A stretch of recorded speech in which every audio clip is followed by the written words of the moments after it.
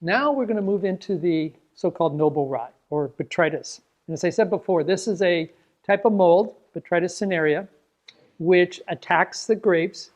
And it can be what we call gray rot, or it can be noble rot. And when it's gray rot, what happens is the grapes are attacked by the mold, and the mold consumes the skins. It breaks the skins apart. So what happens is the bunches turn essentially to mush, and everything gets destroyed. You can't harvest that.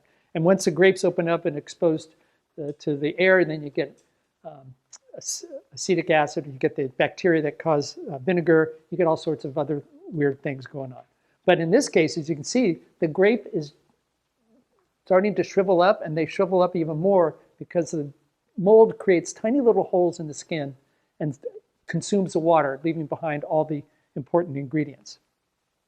So you get acid increase, you get sugar increase, you also get glycerol, and you get this compound called botrytized. And that's a really interesting thing, because the botrytized can actually increase the production of acetic acid sometimes. So you can get a little acetic acid in these Botrytis wines. So Botrytis wines are famous in many parts of the world, including, we know, France, especially Bordeaux and Sauternes, Loire Valley, a region called Coteau de Léon, Alsace, they call their late harvest Botrytis wines Selection de Grenoble. And then in Hungary, we have Tokaj. Austria, in the region of Burgenland, they have a wine called Rooster Ausbruch. And then in Germany, the really late harvest wines are called Beerenauslese and Trockenbeerenauslese. And if you know German, the word Beeren means berry. Auslese means late picked. So these are berries late picked.